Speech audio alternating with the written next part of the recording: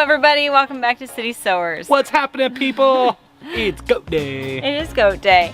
The lovely ladies have returned home. Hi, lovely ladies. They look beautiful, they don't smell beautiful. No, they stink.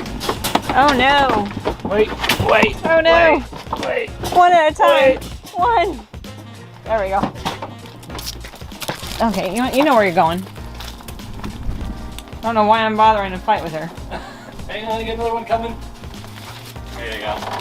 Let's go, ladies. There you go. See, you know where you're going. You know where you are. You're home. We gotta get your hay feeder hung back up. I know, it's all very exciting. So, Jane and Betsy have been at the breeder for the past 2 weeks. They had a little vacation, hanging out with Mr. Elvis. And actually, I got some pictures of him when I dropped them off, so I'll go ahead and put that up here right now so you can see what a handsome man he is. But he has definitely bred Betsy. We have a breeding date on her, but then we had a storm rolling through, and so he was just in with the girls. So we have kind of a breeding window of based on the calendar when we know that Jane should have gone into heat, but because of the storm, people were inside and not outside watching goats doing business. Why would you want to sit out in the barn watching goats do business? Right. So we have a window for Jane that we will kind of just have to guesstimate when she will have babies, but we have a pretty close window on when she should have come into heat. I'm gonna get the puppy. He sounds like he could use some. The puppy's upset because he was left inside while we were dealing with All right, goats. come on, you. So they spent 2 weeks in with the buck, rubbing all over him and getting all kinds of stinky on his perfume. I don't know. What was your opinion of the goat perfume? Well, if I was a female goat, it would be amazing and enticing. Interesting to say the least. As a human, bleh, or bah. It was bad. Uh-oh. Up, Gideon. Hey, leave it. You're gonna get headbutt. All right. Are you ladies finding all the fallen grapes? Gideon. No. You're gonna get hit. Let them be. But yes, all the grapes that fell off the grapevine, they are finding, and they're very excited about it. So it has been 2 weeks since Puppy and goats have seen each other. So Puppy is significantly larger than he was when the goats left. So I think part of it is the goats don't quite recognize him because he looks a little different. He's a little bigger. So they're a little nervous around him. And it's been 2 weeks and he's a puppy. So he's still going through the learning stages, but he's not trying to bite or anything like that. He's just trying to investigate at this point. You got a stick?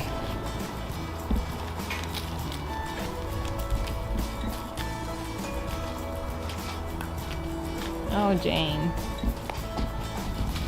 Alright, so our approximate due dates, I guess, for our goats are that, let's see, Betsy was bred on October 16th, which puts her prospective due date at March 10th, which is right around my birthday.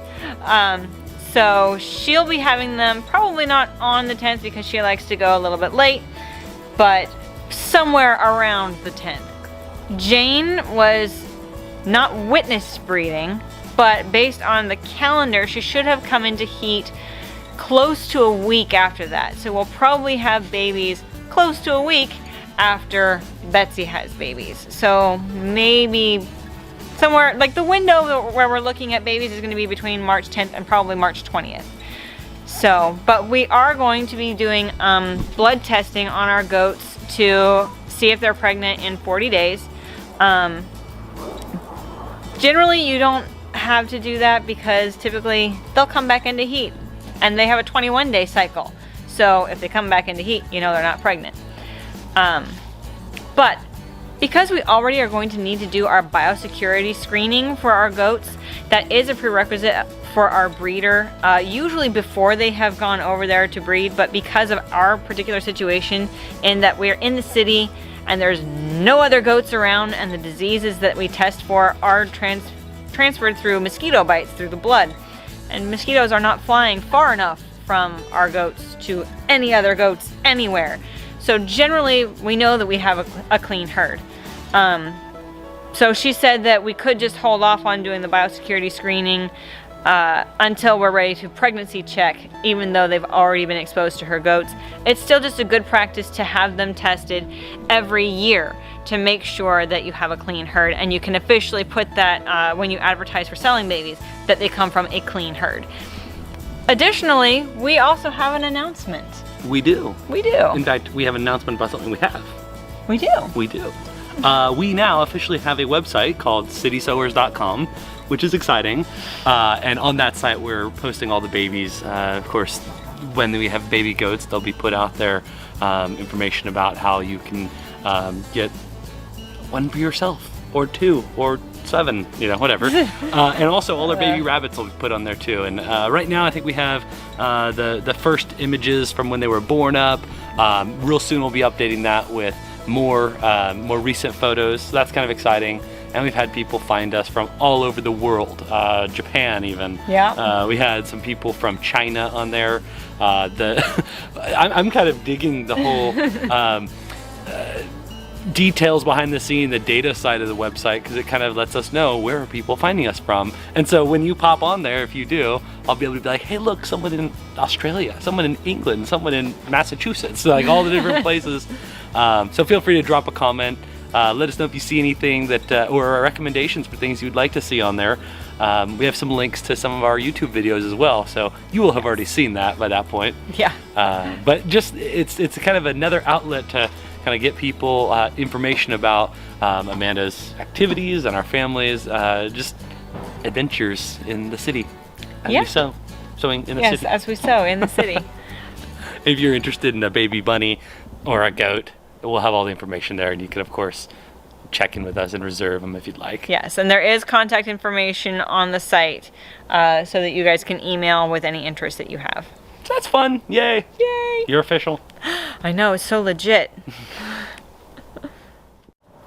Alright, so it's the next morning. Morning 1 of Mama Goats being back. It does unfortunately look like they are both now dry.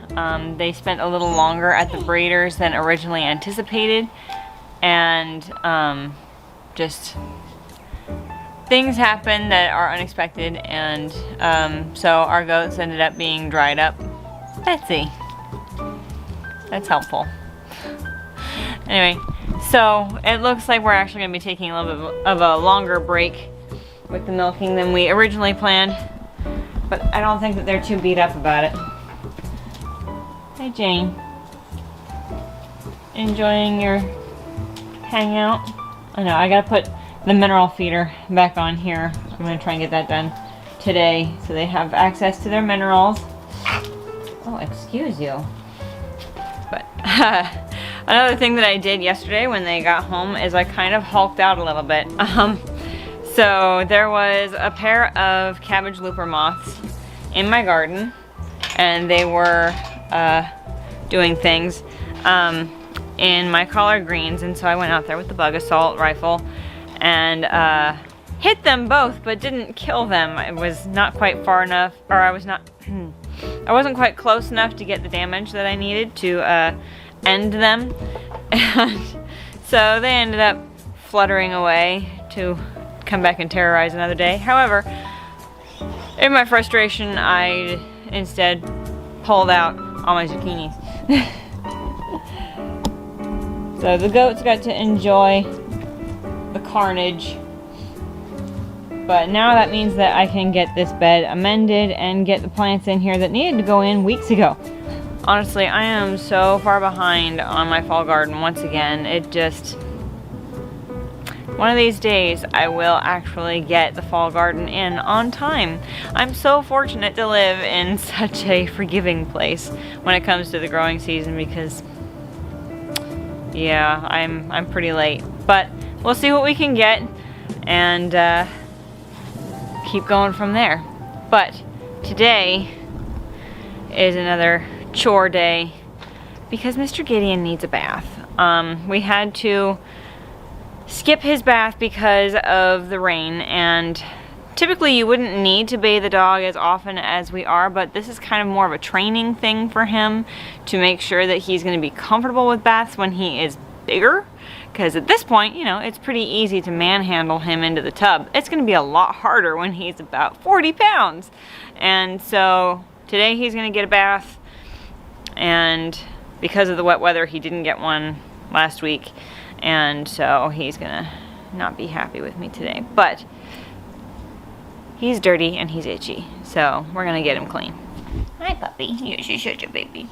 So Gideon has been itchy primarily because his puppy fur is starting to change out for big boy fur. And so he doesn't have fleas or any other reason to be itchy. It's just as he's growing, so is his hair, and so it makes him itchy. So getting that bath and getting out any loose puppy hair that's coming out is going to be a real help for him. Now, I am still in my pajamas and my robe because I'm about to get all wet bathing a puppy. So I'm postponing getting dressed until after I've bathed the puppy. So let's go do that. I know. You're okay. See? It's okay. You're okay. Wait. There we go. One drippy, sad dog.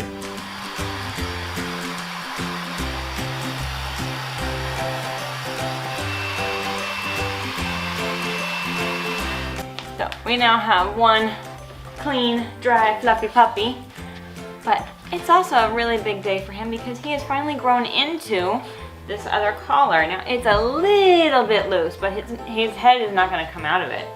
But this collar was Shasta's when she was a puppy, and she grew so fast out of it that it was practically brand new anyway, and I just never got rid of it. So now Mr. Gideon gets to wear it. I know, he's a crazy puppy. Oh goodness, we're all full of energy now after a bath. Huh. I think his favorite part about getting a bath is getting blow dried. He likes the blow dryer. Huh. But we've been bathed, we've been dried, we've been brushed, and now we get a new collar. So, well, it's an old collar, but it's practically new. Huh. Hello all, it's actually the next day. So, this video is getting a little crazy, but yesterday I was gonna come out here and do some work. I opened the door and it was raining.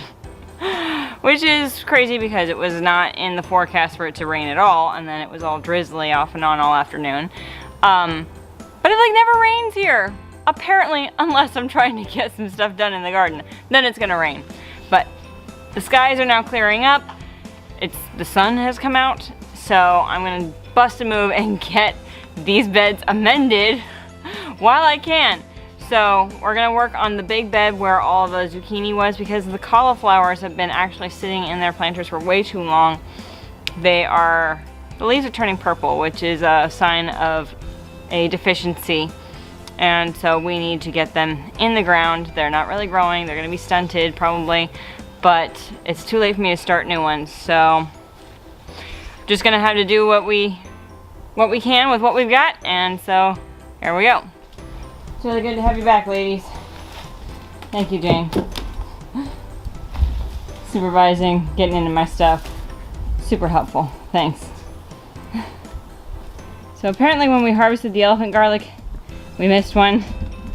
But that's okay. It'll just grow over this season and be there next year. Just gotta plan around it.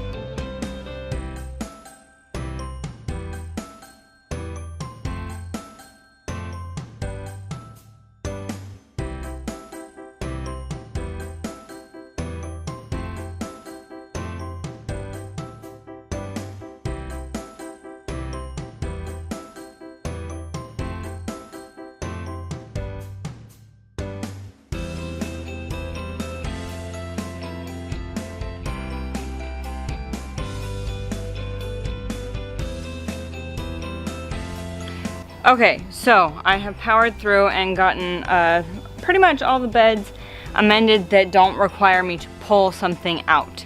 I have a lot of basil plants that are still actually flowering, and those are covered in bees right now, and I know that they're probably running out of options. So I'm trying to decide when would be the right time to pull those out, but it's not going to be today because I would like to dry a lot of the basil before it gets pulled out. Well, not before it gets pulled out, but when it gets pulled out, I'd like to dry a lot of it. So I have 3 beds that have basil in them. That's over here. So this bed is going to be roots, and those are herbs over here. So I may end up leaving a good chunk of those in until the frost. And then over here is going to be some more cabbages that need to go in.